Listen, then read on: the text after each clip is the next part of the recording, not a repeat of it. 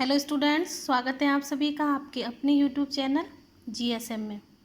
मैं कल्पना तिवारी आज आपके लिए बीएड फर्स्ट ईयर का वीडियो लेकर के आई हूँ, जिसमें आज मैं आपसे चर्चा करूँगी हिंदी का मानक स्वरूप एवं अंतःक्रिया विश्लेषण।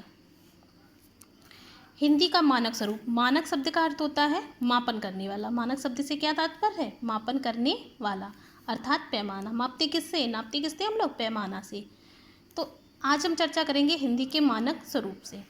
मानक को अंग्रेजी में स्टैंडर्ड भी कहा जाता है। क्या कहा जाता है? स्टैंडर्ड। मानक हिंदी का मतलब है स्टैंडर्ड लैंग्वेज, स्टैंडर्ड भाषा। मानक हिंदी का मतलब क्या है? स्टैंडर्ड लैंग्वेज से है।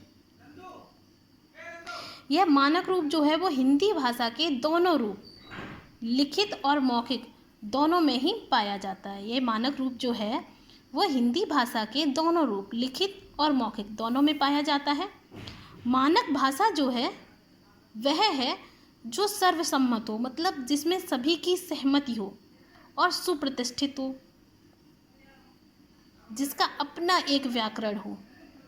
मानक भाषा वही भाषा मानी जाती है जो सर्वसम्मत हो, सुप्रतिष्ठित हो और जिसका अपना एक अलग व्याकरण हो। और इस भाषा का प्रयोग जो है वो सभी औपचारिक, सांस्कृतिक एवं साहित्यिक अवसर पर किया जाता हो। सांस्कृतिक और साहित्यिक अवसर पर किया जाता हो। इस भाषा को क्या बोलेंगे? उस भाषा को ही मानक भाषा का दर्जा प्रदान किया जाता है। और इसके अतिरिक्त क्या होता है? शासन और प्रशासन के कार्य भी इसी भाषा में संपादित किए जाते हैं। मानक हिंदी का स्वरूप जो है वो सुनिश्चित और सुनिर्धारित होने से, मानक हिंदी का स्वरूप है उसको सुनिश्चित हो चुका है और सुनिर्धारित भी हो चुका है पहले से ही। इस भाषा को बोलने में बहुत ही सुविधा मिलती है। मीन्स सभी लोग, क्योंकि हमारे उत्तर प्रदेश में सभी लोग हिंदी भाषा ही बोलते हैं और मोस्टली हिंदी भाषा जो होती है वो समझने में आसान होती है। मानक हिंदी भाषा जो है वो अशुद्धियों से रहित भी है और ये सर्वमान्य भाषा होने से साहित्य की रचना भी ज़्यादातर हिंदी में ही की जाती है। मानक हिंदी का विकास जो है वो हिंदी भाषा की बोली से हुआ है, खड़ी बोली। इसको आप अच्छे से जानते होंगे। मानक हिंदी का विकास जो है वो हिंदी भाषा की खड़ी बोली से हुआ है। वैसे तो हिंदी भाषा में बहुत सारी बोलियां हैं, ब्रज भाषा, निमाड़, अवधी, मालवी, कई सारी भाषाएं हैं, लेकिन खड़ी बोली से ही हिंदी भाषा का विकास हुआ है। और ज़्यादातर जो भी औपचारिक अवसर होते हैं उन पर भी हिंदी भाषा का ही प्रयोग किया जाता है। जैसे हम आपको एक एग्जाम्पल देते हैं, जैसे हमारे हिंदी साहित्य के जो भी लेखक रहे हैं, जैसे कि हजारी प्रसाद द्विवेदी हैं, वो भोजपुर के निवासी थे और हमेशा भोजपुरी ही बोलते थे। मैथिली शरण गुप्त का नाम तो आपने बहुत ही सुना होगा। मैथिली शरण गुप्त जो थे वो बुंदेलखंड के थे और वो बुंदेली भाषा बोला करते थे। लेकिन दोनों ही लेखकों ने जब अपनी अपनी रचना लिखी है, तो दोनों ही ने साहित्य रचना लिखी है, तो दोनों ही लोगों ने मानक हिंदी का ही प्रयोग किया है, अपनी अपनी रचनाओं को हिंदी में ही लिखा है। और ऐसा माना जाता है कि बहुभाषिकता और मानकीकरण में बहुत ही घनिष्ठ संबंध है। बहुभाषिकता जो है वो मानकीकरण की प्रथम इकाई है। किसी भी समाज में बहुत सारी भाषाएं बोली जाती हैं, लेकिन उसमें जो मानक भाषा है वो हिंदी ही मानी गई है।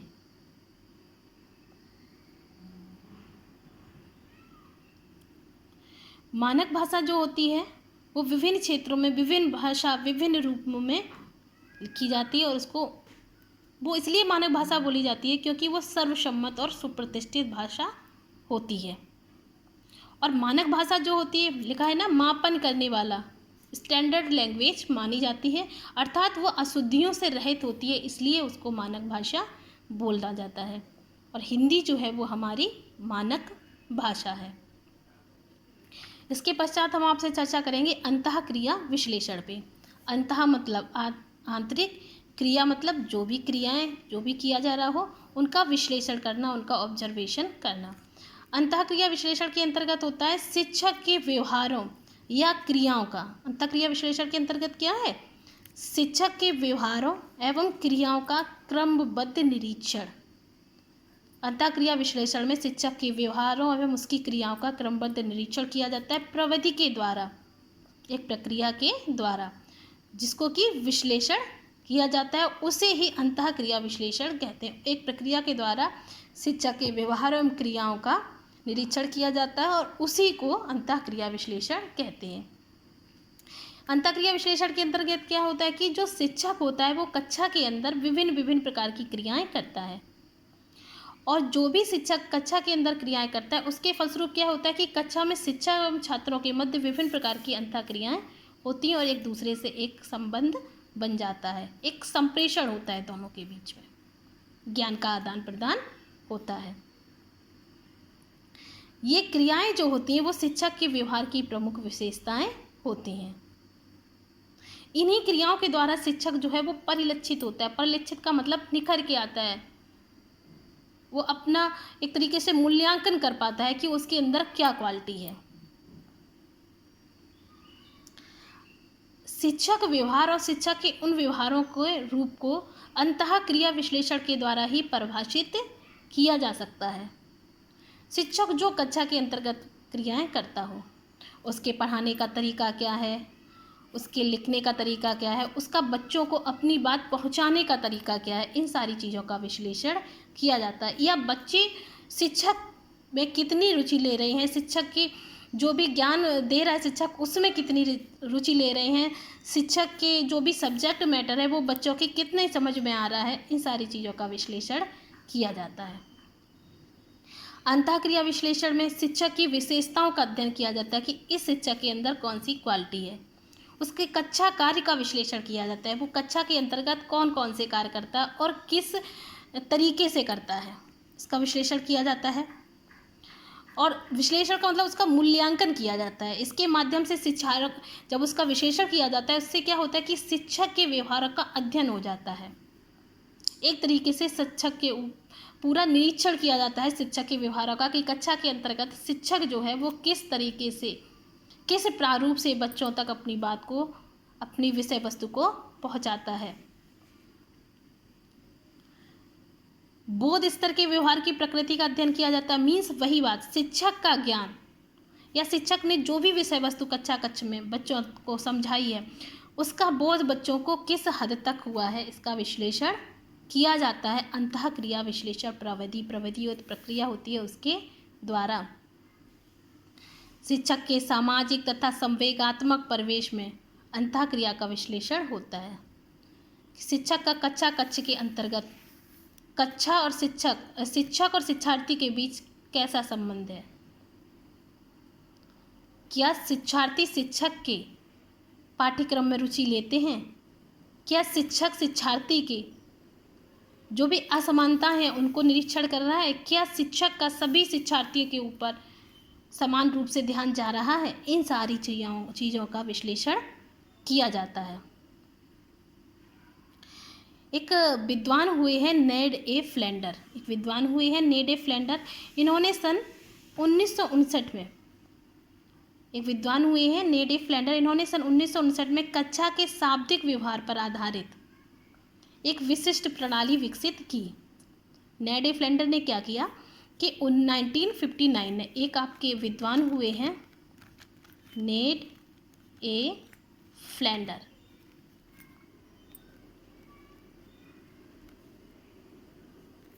इन्होंने 1959 में एक कक्षा के शाब्दिक व्यवहार पर आधारित एक प्रणाली विकसित की, जिसमें क्या होता था, जिसमें ये कक्षा के अंतर्गत होने वाली विभिन्न घटनाओं का निरीक्षण क्रमबद्ध रूप से वैज्ञानिक ढंग से करती थी। वही मैंने बताया कि शिक्षक के सभी क्रियाकलापों का मूल्यांकन किया जाता है। एक प्रविधि का मतलब होता है एक प्रणाली, एक प्रक्रिया के द्वारा उसके सभी पक्षों का मूल्यांकन विस्तार पूर्वक किया जाता है, उसी को कहते हैं अंतःक्रिया विश्लेषण।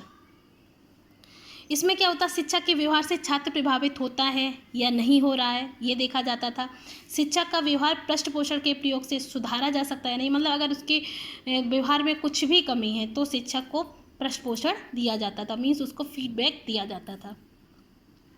शिक्षक के साथ कक्षा का वातावरण किस प्रकार का रहता है ये चेक किया जाता था, इसमें इसका निरीक्षण किया जाता था। शिक्षण प्रक्रिया में शिक्षक छात्र संबंध बहुत ही महत्वपूर्ण है। अगर शिक्षक छात्र संबंध मधुर नहीं है तो कोई भी शिक्षक अपने ज्ञान का प्रसार नहीं कर सकता, अपने ज्ञान का संप्रेषण नहीं कर सकता। अगर शिक्षार्थी में कुछ भी कमी है तो उसका मूल्यांकन शिक्षक को करना है और उसकी कमियों को दूर करके अपनी पाठ्यवस्तु को उसके तक पहुंचाना है, उसकी कमियों को समझना है और शिक्षक का जो व्यवहार है वो समान रूप से पूरी कक्षा कक्ष पर होना चाहिए। आशा करती हूँ आपको ये टॉपिक समझ में आया होगा। अतः अपनी वाणी को यही विराम देते हैं। घर पर रहिए और सुरक्षित रहिए।